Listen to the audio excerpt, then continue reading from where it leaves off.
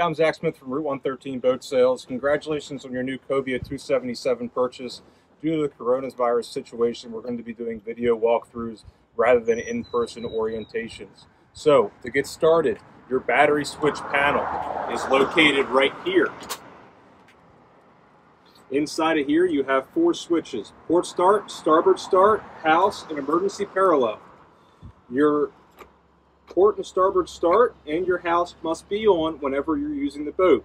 The emergency parallel feature is for if you get to the boat and your house system's dead or your engine system's dead and you want to jump one off the other, you can parallel them to then have power. Coming down the right hand side here, we have all of our 24-hour circuits. We have our stereo memory, our forward bilge, our aft bilge, and an accessory. These are all breakers. If you feel anything hard inside that nipple, simply press it back in to reset it. Coming one below that, we have our windlass breaker. When the windlass breaker trips, a little yellow tab will pop out of the bottom. Push it back up to reset it. 9 times out of 10, if your windlass stops working, it is the tripped windlass breaker. So just press it back up to reset it. Coming over to this side, we have our power steering breaker. This is the breaker for your Optimus steering system. Right below there, we have our helm panel breaker. This is the main breaker for all of your switches. Right below there, we have our hatch breaker, which is our rear bilge access door breaker, followed by our forward table breaker, our stereo amplifier breaker, and then our electronics breaker. So on this boat, your electronics are on that breaker right there. Next one over from there, we have a blank accessory breaker that's not currently in use. Coming around here, behind this door,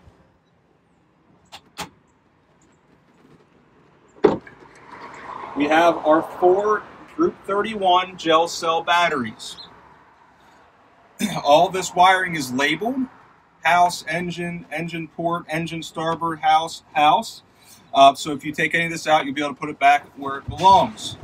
Up here, we have our battery charger. There's a plug on the exterior of the console. If you want to plug the boat in, which I recommend doing, just plug it in. This is a smart charger. It sends a signal out, checks where the batteries are, and then charges them accordingly. Right next to that, we have our 2 Isolator Breakers. If you get on the boat, you're running it, the engines are on, you get a low voltage alarm, chances are these breakers are tripped. These work just like the windlass breakers. When they're tripped, little tabs pop out at the bottom. Push them back up to reset them. And your house batteries will begin to charge again. Put this door back up. Moving up from our battery switches up to our LeBrock seats, we do have a fold-down armrest on the side. Flip it down, press the button on the side there, back up to bring it back up. You have a fold-down bolster on the front, and this will move forward and aft by lifting up on that handle. Coming straight down from there, we have our fold-down seat. If you're going, or fold-down footrest, I should say. If you're going to use this, please make sure you deploy the 2 lower stanchions. These fold up, and then stow. Coming around to the dash. We're going to cover our switches, then we'll get to some of the more fun stuff. So, starting at the horn. First switch there is your horn. Next switch over from there is our nav lights. Up if you're running at night, middle position off, back if you're anchored at night. Next one over from there is our spreader lights. We have 1 on the front of the hardtop, and we have 2 on the back of the hardtop. Next one over from there is our overhead lights. We have 3 blue overhead lights. Stern, middle, and forward. Light up blue. Next one over from there, we have our cockpit lights. Cockpit lights are our blue lights all the way around the boat. Next one over from there are our compartment lights. Compartment lights on this boat is the bilge light. One more over from there is our live well light switch. Flip that up, the live well light will come on. Next one over from there is our live well switch. Flip that up, you have a standpipe in your blue bag that screws into the live well, and then your live well will pump water in and overflow out the top of the standpipe. Next one over from there, freshwater washdown. Our freshwater washdown on this boat is in the stern, starboard rear corner, and then we have another one inside the console at the sink.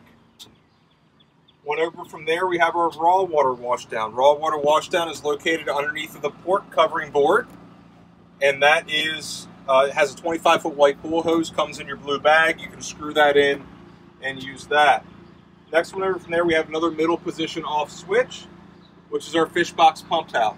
Up for port, middle position off, down for starboard.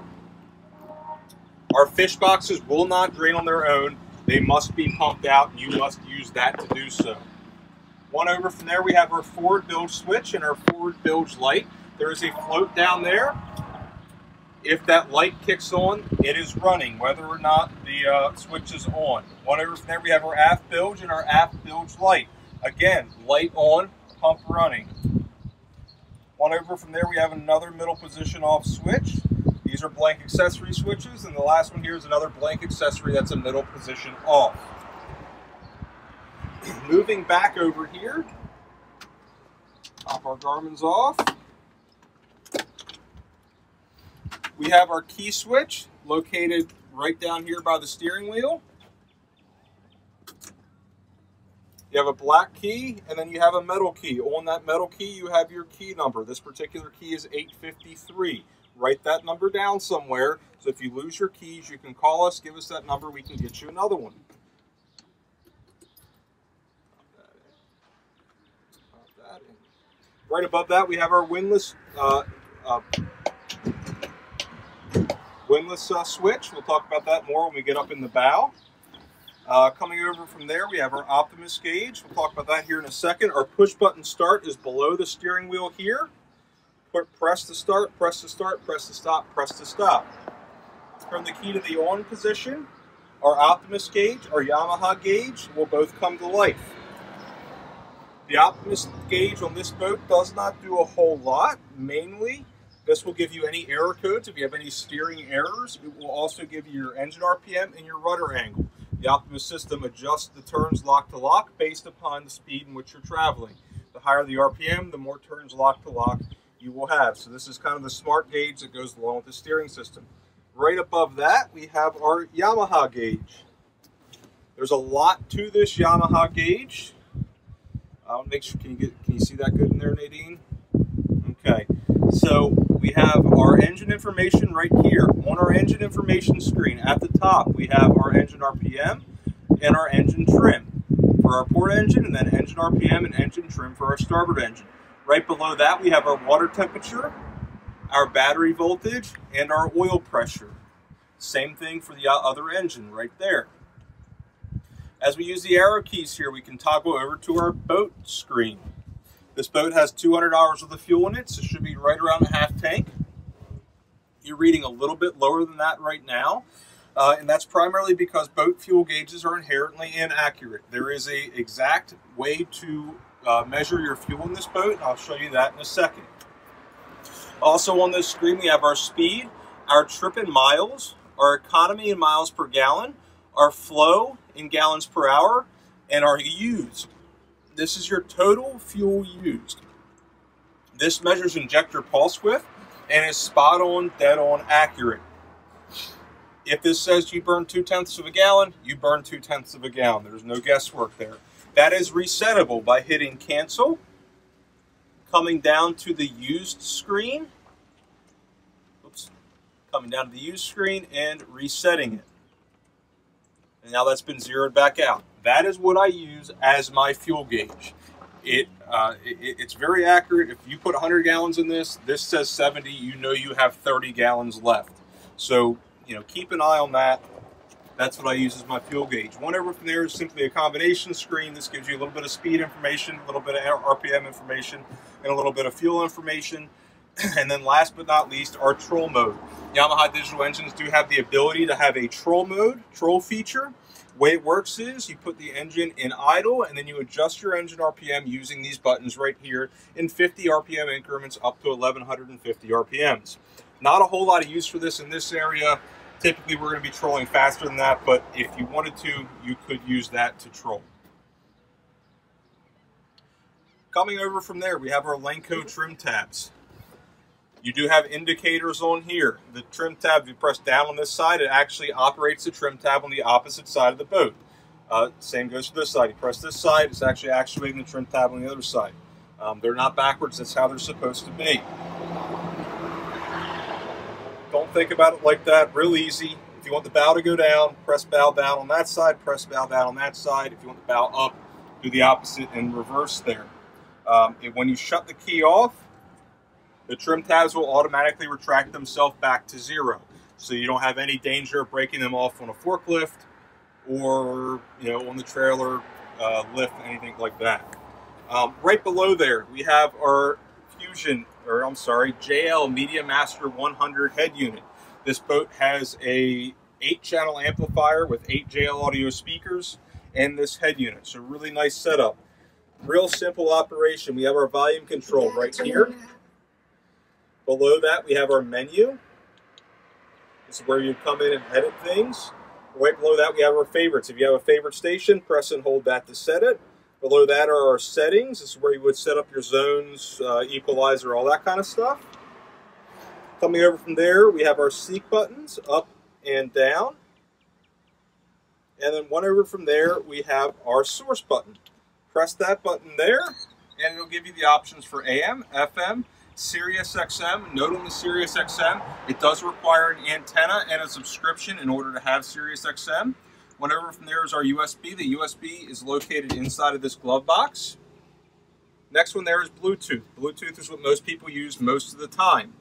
Touch that, go down to Connect New Device, and follow the instructions on the screen to pair your device. Press and hold the power button to shut it down. Moving to the right here, we have our Yamaha Binnacle control. On the side of this, we have our up and down trim for our engines, as well as individual trims right here. Being a digital control, we do not have a free throttle button on the side here. If you want a free throttle and idle the engines up, press the button on the side of the box to raise the...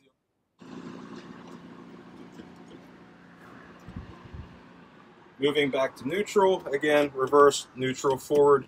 You can, one forward, one reverse. As long as these are within 10 degrees of each other, they should automatically sync. Moving up to the Garmin. Press and hold the button in the lower right-hand side to turn the unit on. This is I believe, an 8612. Once this boots up, it'll have a little health and safety message you have to agree to, just saying if you crash and die, it's your fault, not Garmin's. Got to make the lawyers happy. So right now, this is a great opportunity. Right now, it looks very dim, like it's off. It is actually turned on. The backlight is just very dim. So touch the top right-hand corner of the screen, and we'll bring the backlight up.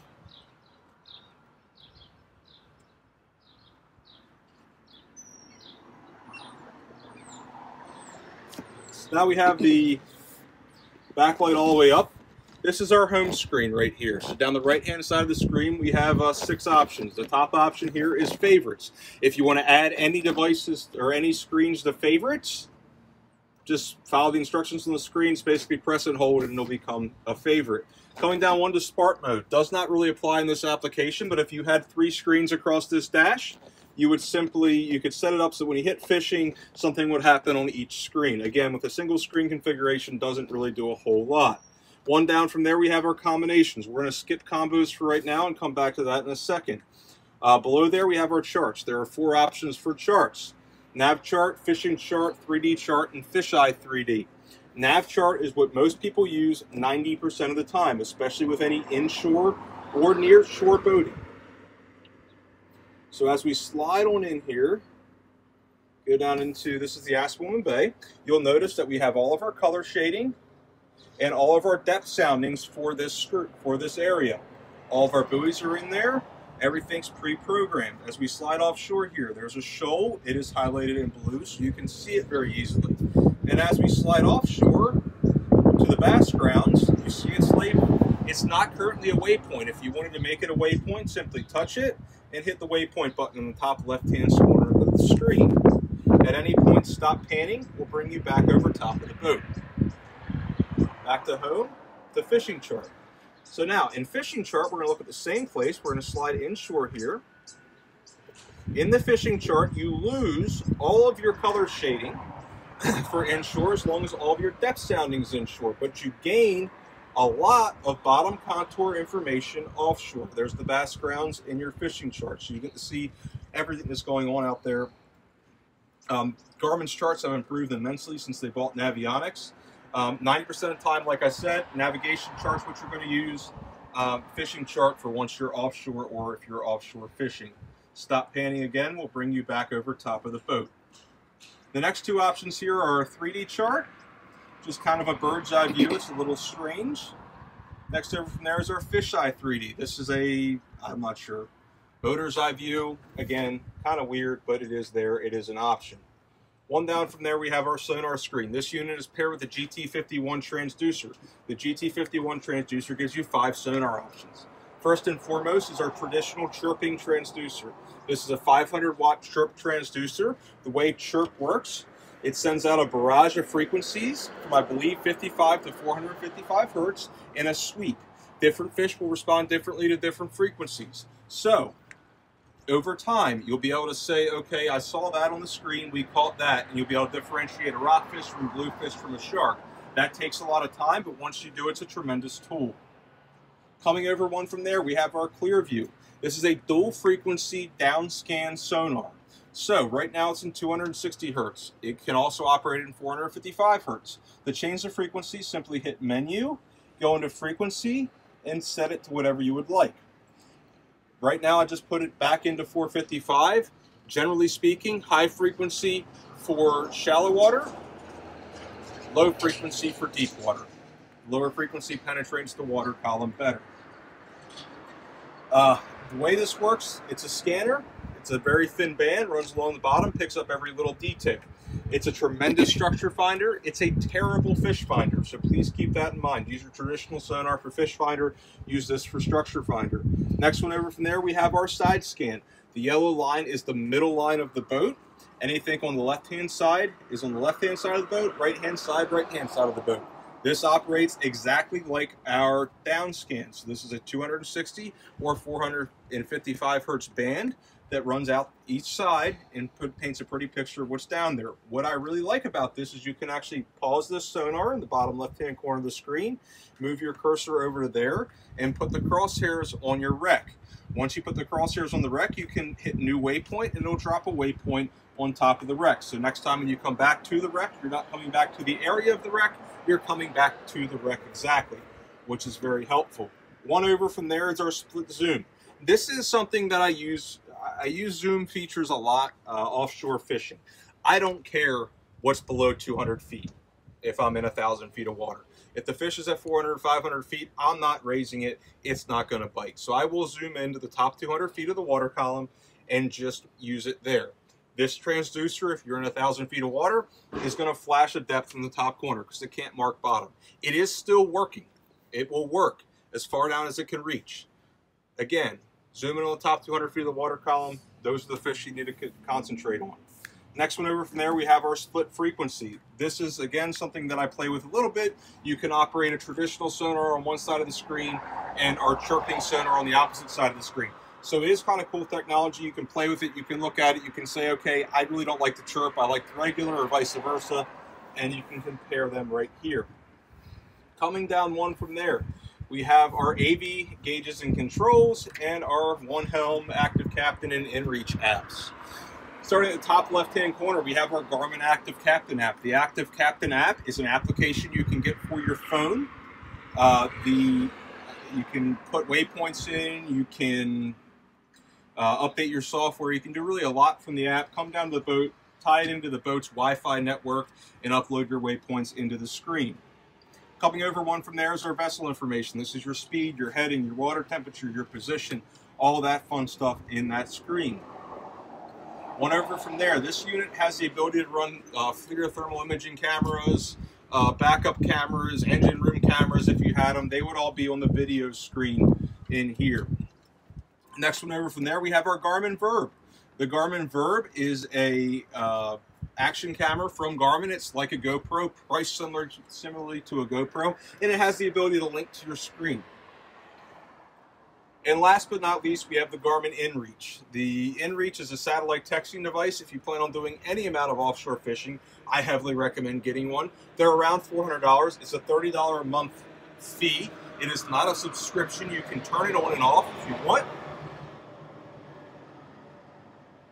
Really, really, really neat technology. So with that said, that's the GPS. Next thing we're going to move down to is the VHF. Moving on to our VHF radio. Press and hold the 16 and 9 button to turn it on. 16 and 9 up in the top right hand corner here will automatically take you to the Coast Guard channel. One below that we have our volume control. If you press that in, it will also control your squelch. One down from there we have our station select knob. Coming over from there we have our scan button. The scan button, touch that and then hit all, and it will automatically scan all the channels in this VHF. If anybody keys up the talk on any of those channels, it will stop and you'll be able to listen to it. Press exit to exit that. Coming over one from there is a PA feature. One from there is a watch feature. Down from there we have our DSC.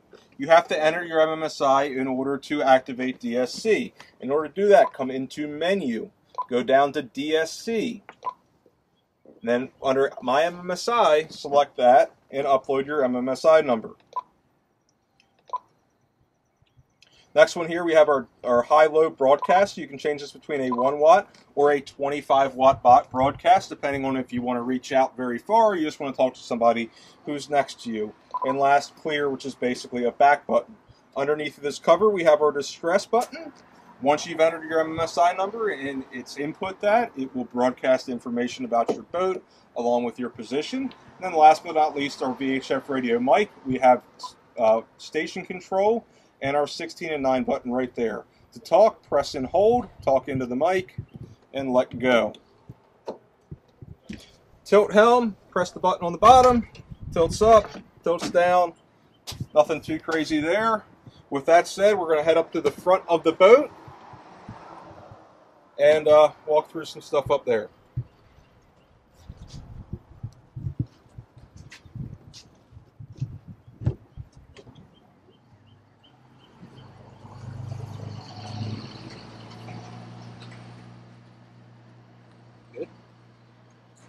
So starting in the front of the 277, all the way up front here, we have a pop-up nav light. Pull the tab back, nav light flips up, push it down, it pushes down and locks. Coming straight back from there, we have our anchor locker.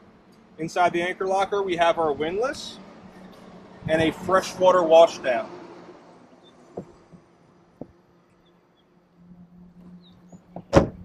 Port and starboard of that, we have 2 pop-up cleats, one on each side.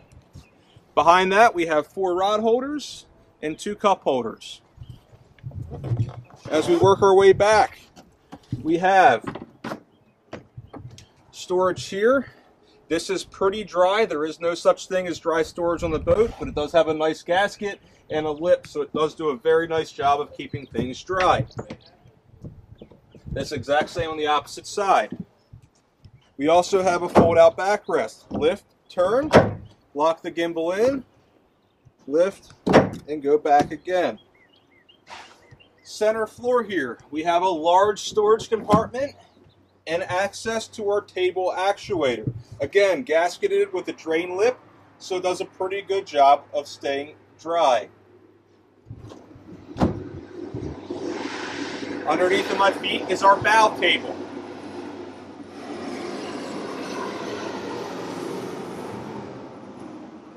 This raises up and you can stop it here. It'll be a large sunbath for the front, or it'll come all the way up and be a table level. Controls for that are over here. Press to raise it up, down to lower it down.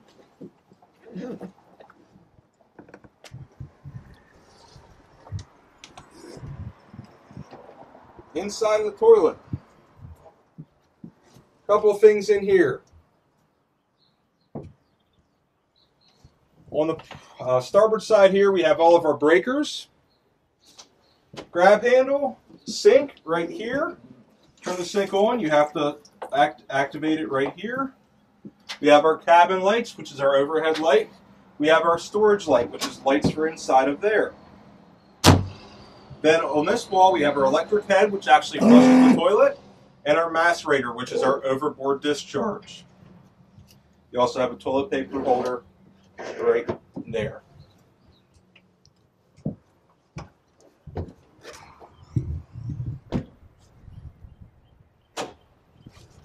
As we move aft, our waste tank pump out is right here on this gunnel.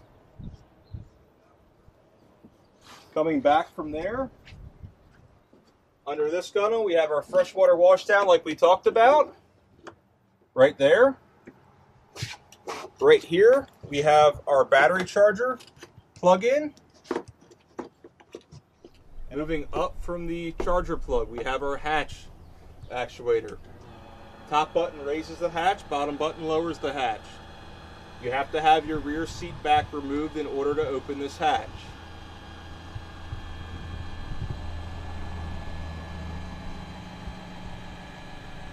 Once this opens up, it gives us access to our bilge. So coming back here, we have our fuel water separators on this back wall, along with our primer balls right there, orientated in the upright direction. We have ball valves on each through hull. They are bonded. Helps cut down on electrolysis and corrosion. Straight back in the center, we have our bilge pump with a float switch right next to it. Then we have macerators on both bulkheads. They're the L-shaped black pumps, port and starboard. Also over there we have our live well pump. Again on a ball valve. That will not work if that valve is closed. You also have your raw water washdown pump back there, and your freshwater washdown pump is up here in the front.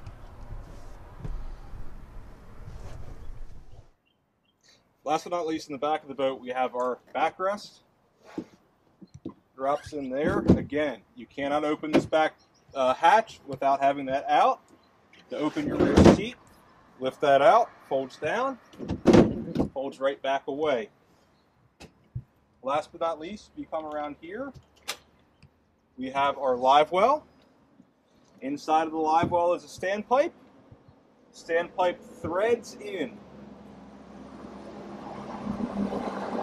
Does not push in, it threads in. If you push it in, you'll strip the threads out and it will not work.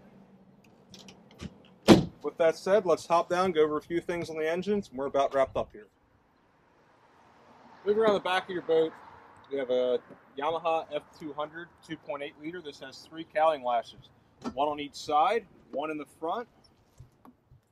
Unclip those and lift to remove the cowling. Underneath here, as you can see, everything's covered in plastic. There's not really a whole lot to view. Oil filter is located on this side. Right below that, we have our water flush out. Unscrew that.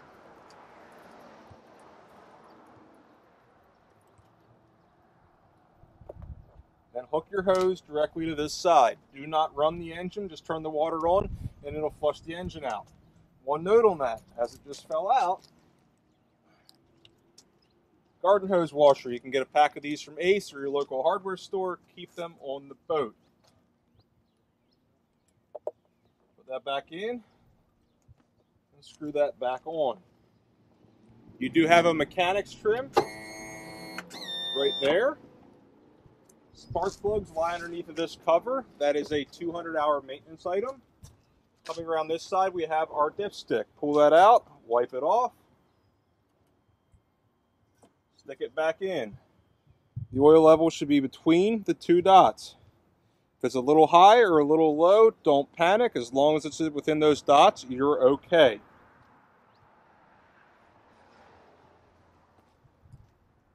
Intake manifold right here. This is a single throttle body engine, so you have a single throttle body up on the front there.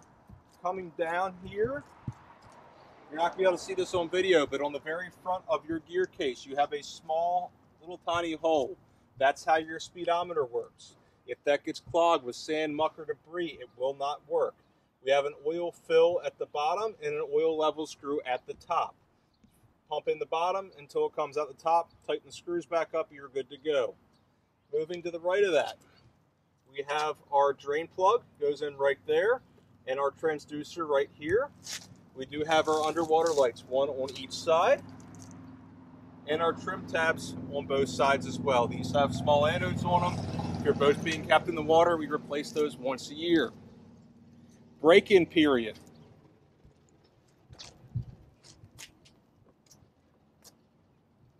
Break-in period on these engines is the first 10 hours. During those first 10 hours, you need to vary your engine RPM. That does not mean baby it. That means run it for a little while, 2,000, move it up to 2,500, 3,500, 3,000, 4 or 5, and you do have to open it all the way up to wide open throttle, which should be somewhere around 6,000 RPMs. That's your first 10 hours. After that, at 25 hours, you have your first service. This consists of an upper lower oil change and a fuel filter change. That's going to be done at 25 hours. Then after that, it's going to be every 100 hours or every year, whichever comes first. So oil changes every year or 100 hours. Every 2 years, we add spark plugs to the oil change. Every 3 years, we do a water pump and thermostats along with the oil change. 4 years, back to spark plugs with the oil change. 5 years, we start looking at timing belts. That's the basic maintenance schedule of the engine. Flush it out. I'm not one of those people that's anal. Flush it every single time you use it. If you're going to be using the boat Friday, Saturday, Sunday, flush it at the end of the day on Sunday. But you don't want salt water sitting in there for extended periods of time. If you're not going to be winterizing your boat, keep them trimmed in the down position. You definitely want to do your oil changes before winter in case you have water intrusion into your gear case. You don't want that to freeze and bust. But other than that, hopefully you won't have too much to worry about with these Yamahas. With that said, I'm Zach Smith. Congratulations on your new purchase. If you have any questions, please feel free to call 302-436-1737 or email myself or Joe. Thank you.